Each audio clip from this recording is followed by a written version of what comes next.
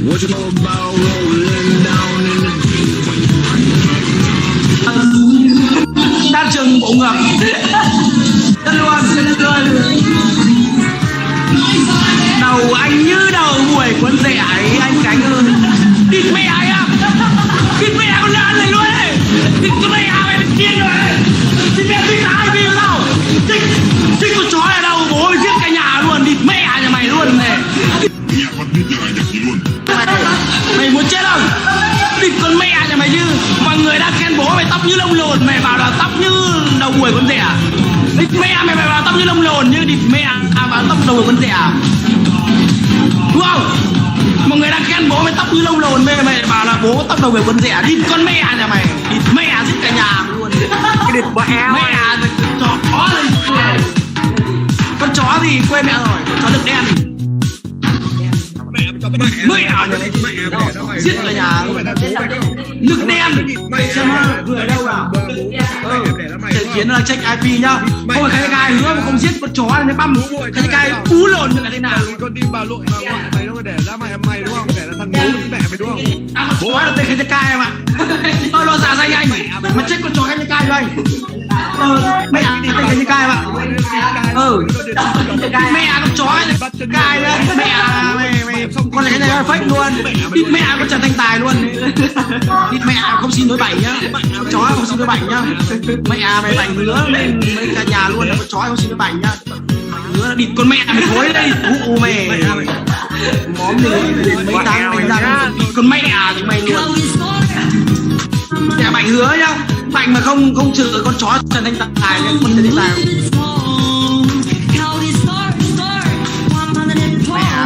Mọi người đang bảo mình là tóc đẹp như lông lồn, nó lại bảo mình là tóc như đầu người muốn rẻ. Đi con mẹ này nó luôn. Ông cứ bảo đi mẹ con chó nữa. Mẹ mày luôn. Anh Khánh còn đau số anh. Đi mẹ bố cấm mày chia sẻ thôi, mày chia sẻ hôm nay đan trường bộ ngược. Chân luôn. Đầu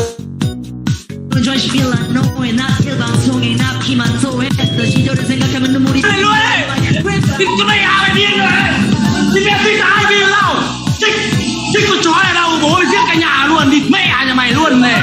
Địt mẹ con lần.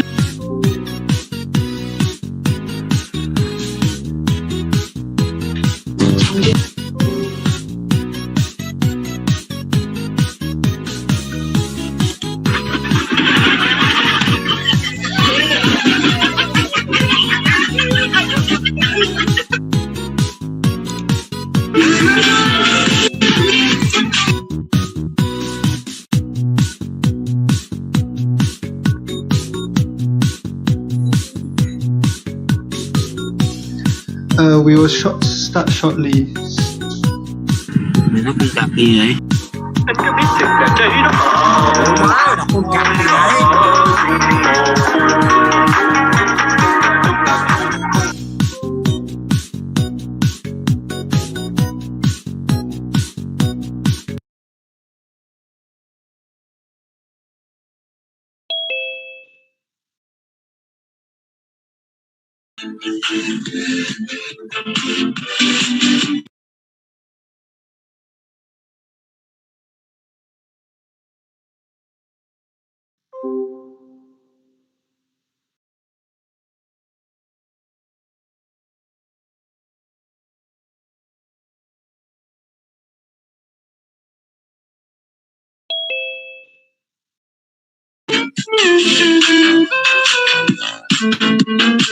Cái đầu má tụi mày.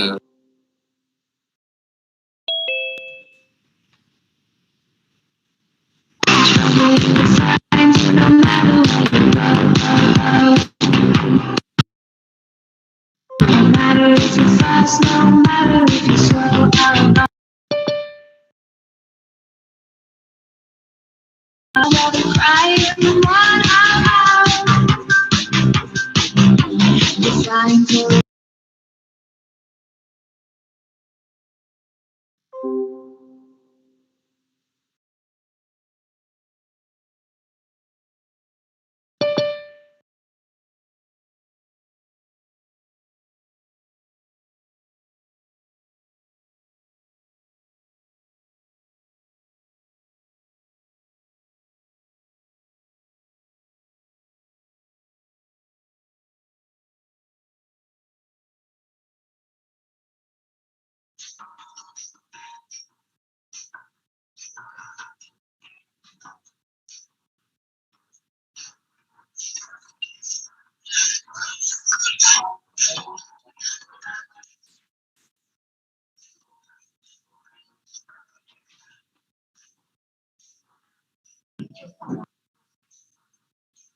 Bởi vì có chữ T ở đây, ta chẳng biết từ đó nghĩa là gì, có đang đoạn theo ta đấy nhé.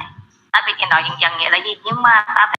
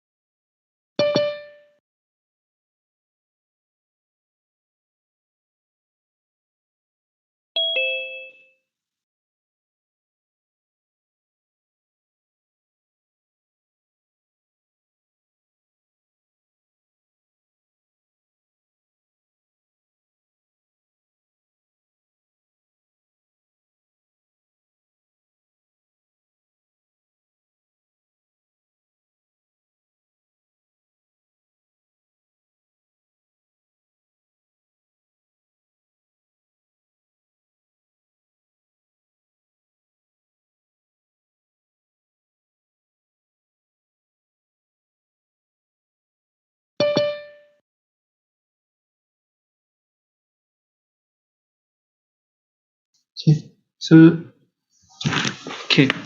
Hi everyone. So today our topic is on the search for supernova 1181. Right, so this is a new type of talk that we are going to give. Probably if this is going to get better, if this is the feedback for this is good, we might want to have a few more. But as for today, we are just going to talk about something that happens recently, right? So that's why it's sort of titled by the Space News Network. Okay, so today what we're going to cover are going to be some brief history about this star. From ancient record, it is actually known as gas star. And then we talk about how modern astronomers actually identify this object called SN1181 and what happens with their potential candidates for this particular object and what is actually new in the news about this particular object and what's going to happen in the future. Okay, so before I start, let me just sort of decipher this name for you first. So we are looking for this object called SN1181. The first part of this name is actually basically a short form for supernova or supernova remnant catalog. Supernova remnant is basically sort of what happens after a supernova explodes. And supernova is sort of explosion of a star at the end of its lifetime, which we'll talk about a little bit later. All I'm interested here is the second part of the name. And the second part of the name is usually named after the year of discovery. So as you might notice, this is actually a year that is not in recent time. This is actually, in fact, in ancient time, which is correct because this was actually one of the stars that was actually being discovered in ancient time by Chinese and Japanese astronomer in the year AD 1181. Yeah, so when it was first discovered, it was so bright that it actually eclipsed Jupiter. In fact, it was so bright that for about 30 days of the total 185 days that you can see this, you can actually see this star or this gas star, what we call, during the day. So, in fact, this is one of very rare occurrences that happens in ancient time. Throughout the entire ancient history, we have only 9 gas stars. Basically, what gas stars is a star that appears for a short amount of time and then it just sort of disappears. Right? So that's what ancient astronomers call them. And in modern days, we know them as supernovas. And in fact, modern astronomers have actually tried to find this 9 star because what we know is that supernova, when they explode, they actually left behind something called a supernova remnant, and we actually can identify some of them. In fact, this object SN1181 is believed to be one of 5 remnants that we can actually find nowadays. So how exactly we actually find this have to do with how we actually match modern constellations with ancient Chinese and Japanese constellations, and then from there we get a rough estimate of where they are. Right. So just now I mentioned there's this thing called supernova without really going into much detail as to what they are. So let me do that first. So in order to understand a supernova, we need to go to the life cycle of a star. Basically look at how star is born, how they die, and so on. Right. So all stars actually start with what we call a stellar nebula, basically a bunch of gas, mainly made of hydrogen, helium, and a little bit of lithium. And what happens is that they will collapse and they will undergo one of two paths. One is if they are of a size called a medium star, which is roughly about 10 to 20 times the mass of the sun, or sometimes can be a bit lower. And they will go through the top path. So they will become what we call a red giant, which is a really, really big star with reddish in color. So this, when the star reaches this stage, they're already basically at the end of their lifetime. The star will actually spend most of the time on what we call the main sequence, which is somewhere in the middle. And then at the end of the red giant phase, they'll go through what we call a planetary nebula, where they actually shed a lot of their outer materials. And basically, what you are left with is a very, very condensed core in the middle, mainly made of carbon and oxygen. And this object we call white dwarf. So this is for what we call the medium mass star. But there's also one other path that we can go through, which is for a very massive star. So this typically, 50 solar masses or so on. They will collapse and they will form a giant star. And when they reach the end of their lifetime, they will go into what we call the red supergiants. And as they sort of progress further on, going to die, what they went through is what called supernova. Right. So in fact, this type of supernova is what called a core collapse supernova. And depending on how much mass do you have, you can end up in one of two fates. One is what called neutron star, or sometimes also called a pulsar, depending on how we actually view them. And also you can become a black hole. Right. So in particular, in this case, when we are talking about SN1181, we are actually talking about a special type of supernova. In fact, it's not one that goes through the bottom phase, it goes through the top.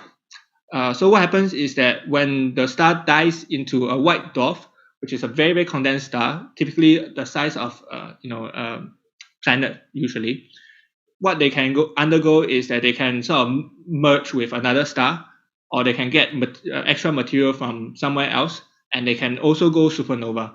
And in this case, this is what we are interested in.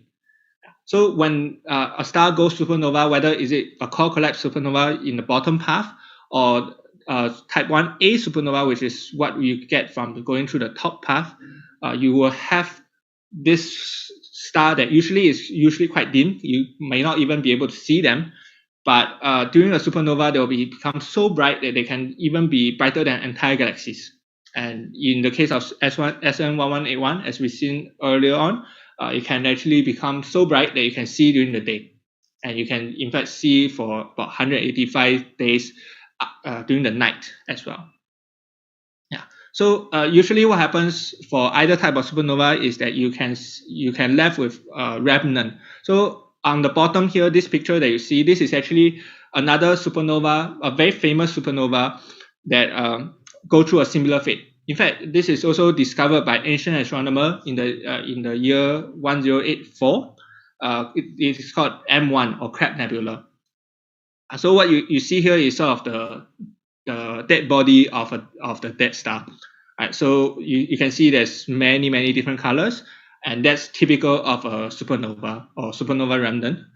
Yeah. So in this particular case, what we are looking at is what called the SN1181. Right. So where exactly it is, right? So over here you can see there is actually two star map. One on the one on the left, this is actually an ancient star map, the one made by Chinese astronomers in particular. And the object that we are interested in is actually this G1303 plus, all the fancy notations and so on. On the right, you have a modern constellation star map with modern constellations. So over here, if you go out at night, maybe a bit later, you can actually see this constellation is made of 5 stars, and they are in the shape of more or less like a W, and this is called Cassiopeia. And our star, our supernova of interest, is somewhere in this region at the tip of this constellation called Cassiopeia. So once we know where it is, we can look at what astronomers actually thought is this SN1181. So for the longest time, astronomers actually thought that there is this candidate called the 3C58, which is what SN1181 corresponds to. Right? So this 3C58 was actually discovered as a radio source. That means it actually emits in the radio waves in this catalog, third Cambridge catalog of radio sources. Right? So what happens is that when they look at it, what they see is that they can see there's a very, very bright object in the middle, and there's like gas around it that's being lit up by the energy from the middle.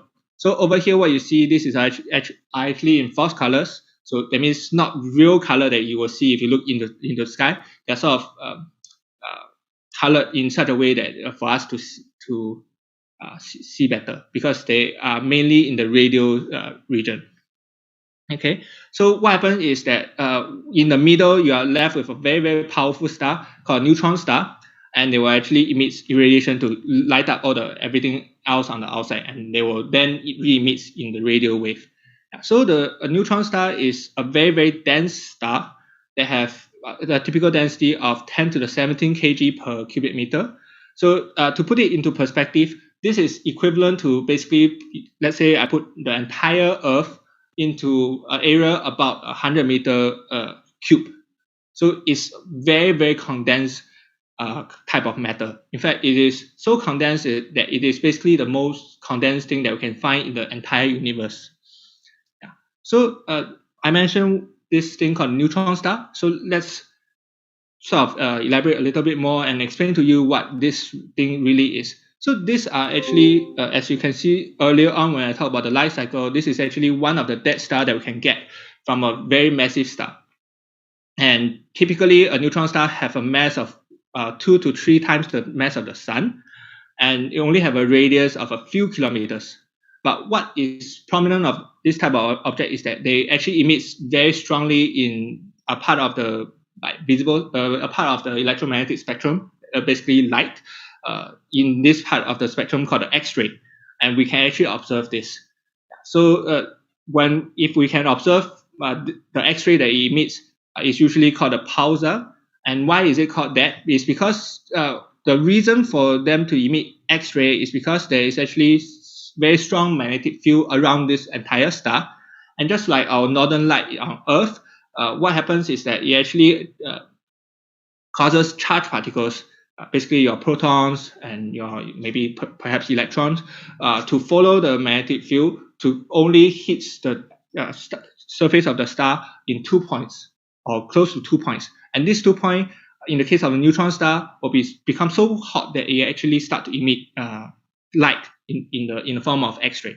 On Earth, we have something similar. If you go to the northern hemisphere, you will see something called northern light. And northern light is actually basically caused by a similar mechanism, but rather than charged particle from the star itself, you get charged particle from the sun, and they got basically directed by magnetic field of the Earth in a similar way. And another thing that neutron star is very famously known is that they actually spin quite fast.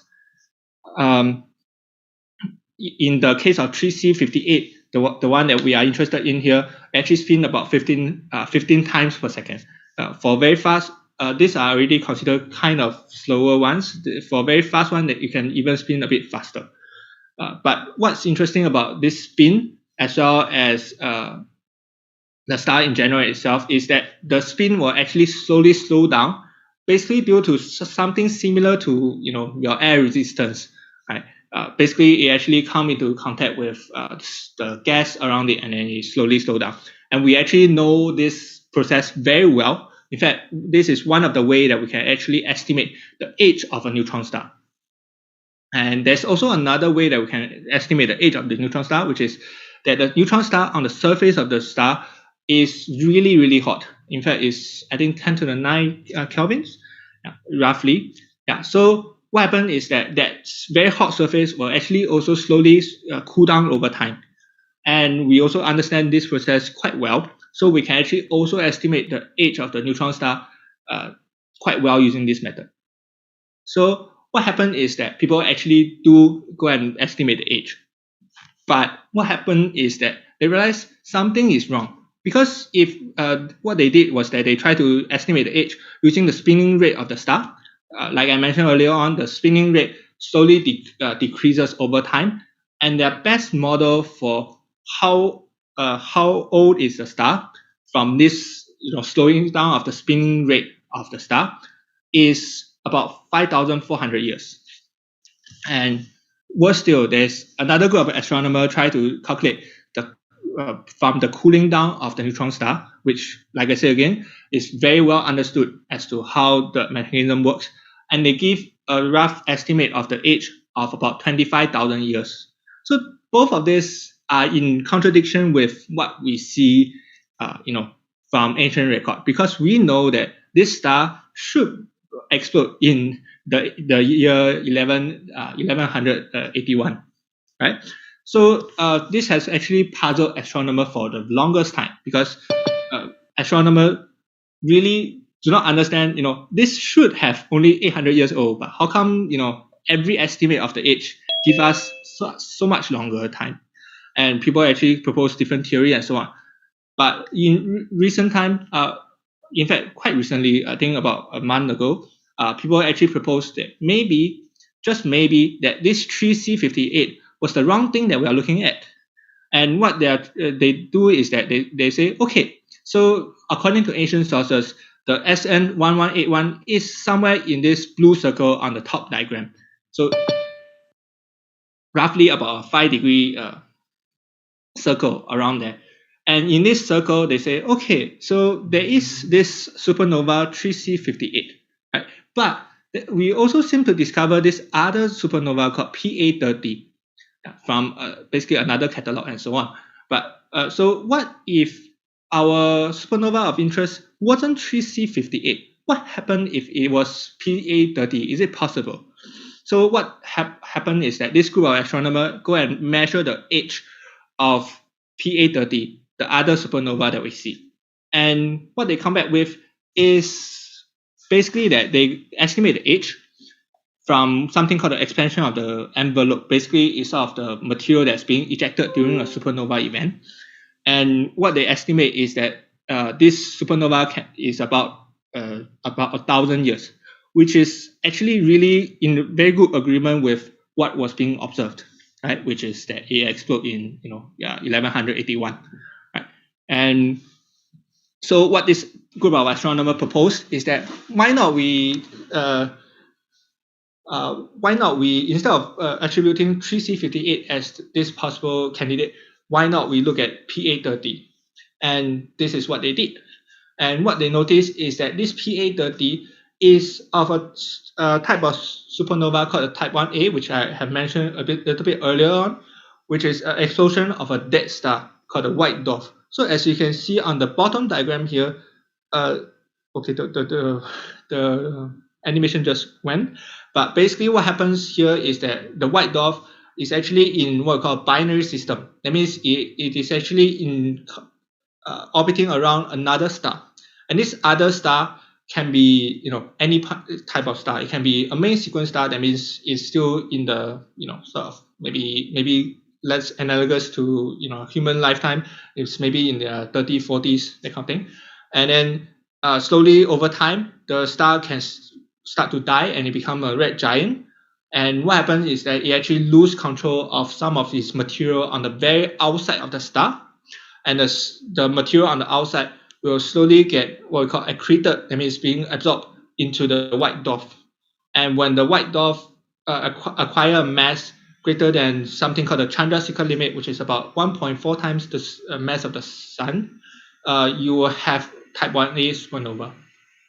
And we can identify this using something called a light curve. Basically, on one side, you have sort of how bright is the object, and also on the other side is sort of time, how many days after the explosion. So as you can see here, there are actually many different type of supernova, but one of them is this type 1a, and astronomer is very good at identifying the correct type of supernova from both the emission lines and the shape that they have. So what happens is that they discover that this PA30 most likely is a type 1a supernova. In fact, it's a special type of type 1a supernova. But why are we so concerned with type 1a supernova is that because this type of object actually always explode with roughly the same brightness. So what happens is that they can serve as sort of a distant measure for astronomer. In fact, they are called standard candle. They are a way for us to determine how far an object is. And because they are very bright, they can actually be used to determine distance up to a very far away, like between galaxies, that kind of far. Yeah. So our understanding of this type 1a supernova is very crucial to the understanding of astronomy.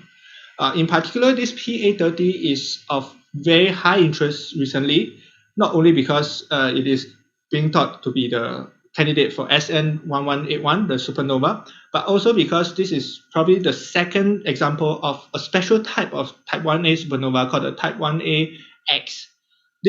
In fact, this discovery of this type of supernova is very recent as 2012. Yeah, with the discovery of this supernova called SN2012Z. Right. So these are sort of a special type of supernova, as I've shown on the right. But let me explain to you what is exactly on the right. So on the vertical axis, we have sort of something called a magnitude, the maximum magnitude. But basically, in layman's word, that is basically how bright an object can be.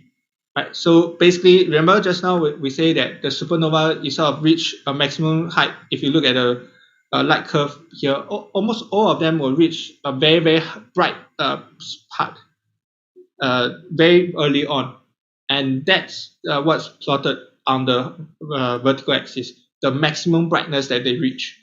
And on the horizontal axis is sort of how much dimmer they get. It's called a change in the magnitude after 15 days. So that means basically if we observe this supernova for a very long time, for 100 over days, we look at the first 15 days and we say, okay, so what is the brightness after 15 days? And what is the brightness at the very brightest part? Right. So, and if you to plot this for all the type 1a supernova, you can see that there is this region where previously we kind of thought that there will be no supernova here. But in 2012, as well as with this PA30, we sort of realized that maybe there are actually supernovas here.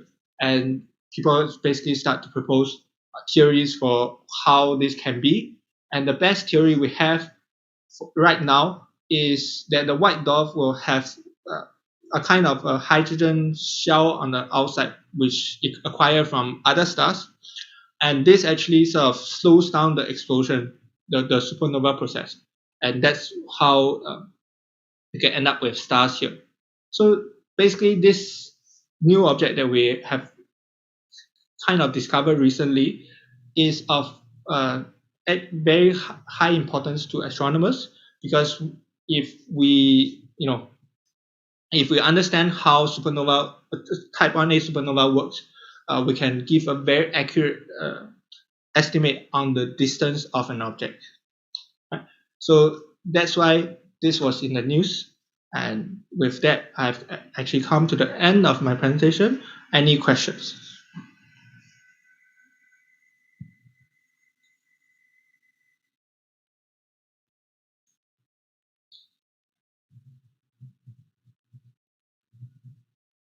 Okay, so if not, we can have a short Kahoot.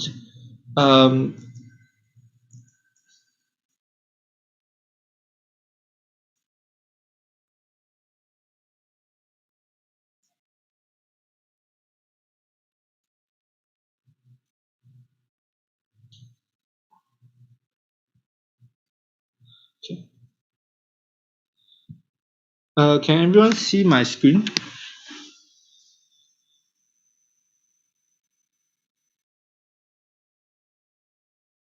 Oh, okay. Okay. Can you see the Kahoot? Okay. Okay. Give me 1 sec. I can on the audio. But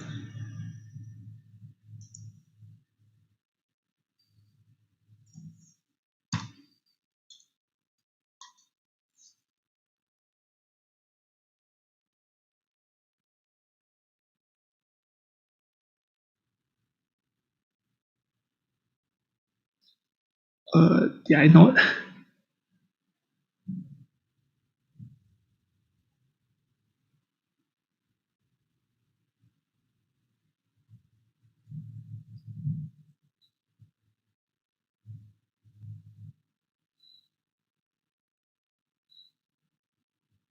As in, wait, give me 1 sec.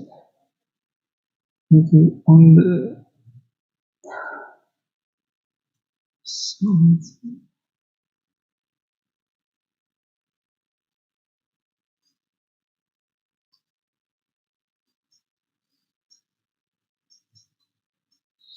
Okay.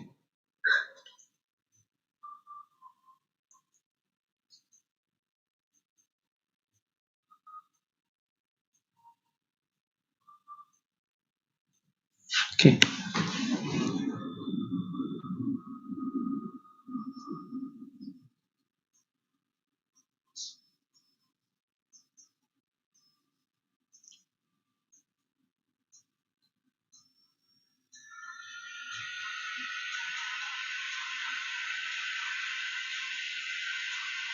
Can hear the audio, right?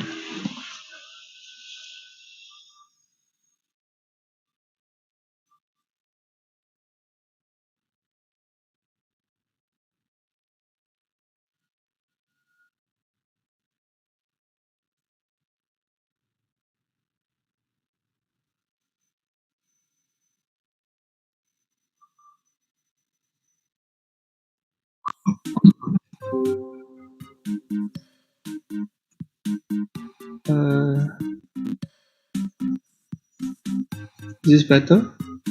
Yeah, I think like this can. Oh.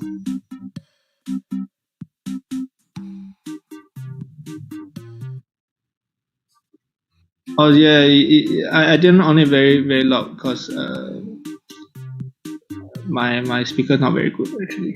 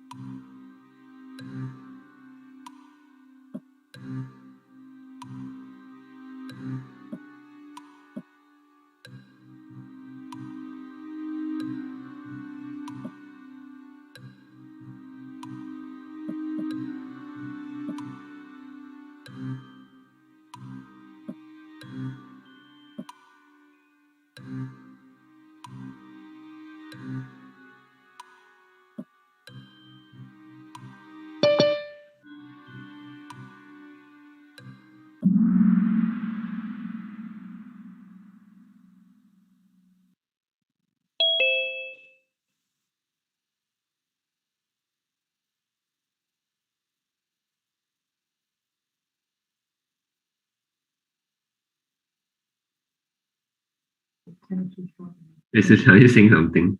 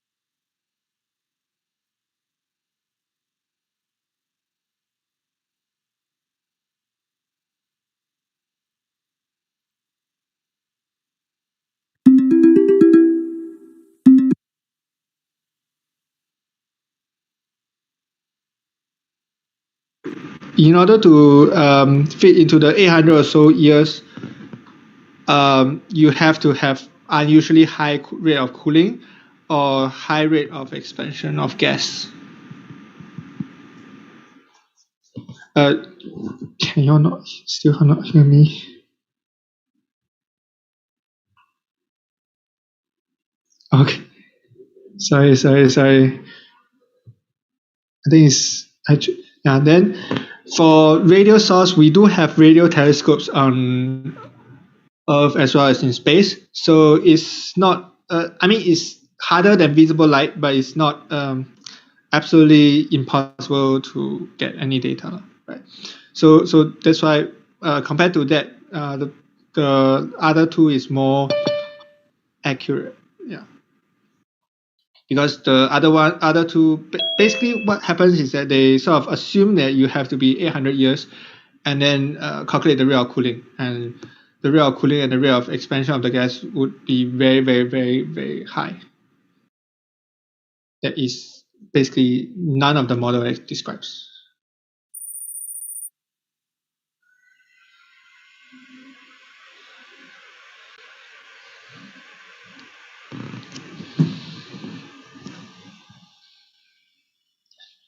Oh, shit. I think it's this piece.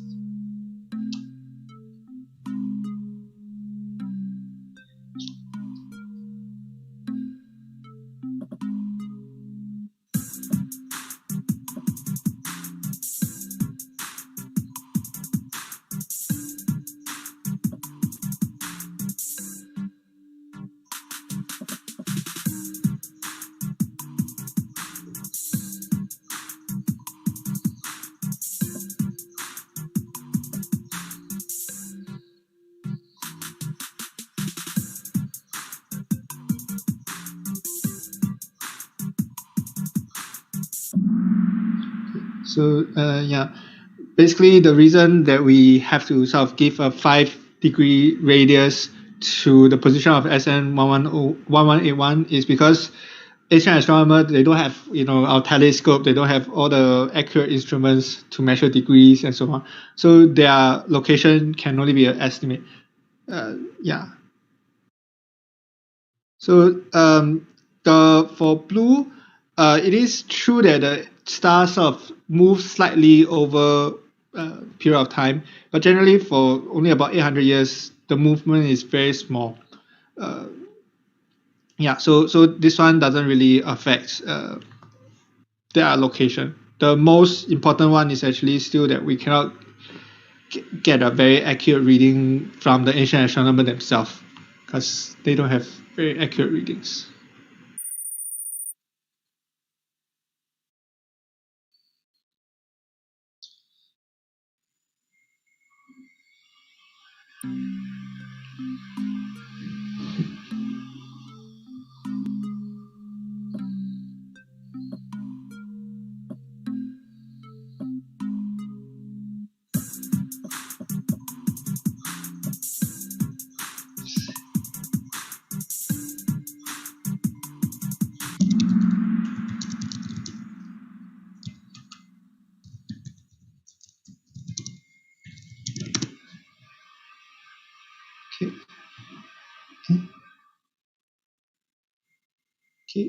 So the main reason that we thought that we think that PA30 is a better candidate is mainly because the age that we test come out to be about 1,000 years old rather than 800, rather than a few thousand years old.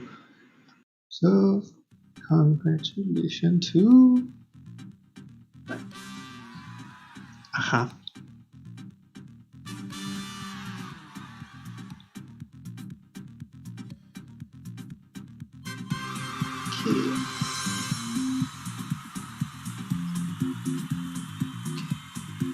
Okay, so I'll hand back the time to Nicholas. Okay. Thank you for participation. Thanks for the speech and the talk, Suchin. So, hi everyone. Thanks again for attending our session today. If you haven't already, we would really appreciate it if you could help fill in the attendance form in the chat that I just sent. Also, do look out for the details for our Halloween event that will be held physically next week at Yusof Ishak House, Training Room 1. And we are also having a costume competition, so prepare your costumes. And for now, we will be splitting into breakout rooms to play some games or just chill and talk. But if you have to leave, feel free to go. And once again, thanks for coming today and have a good weekend.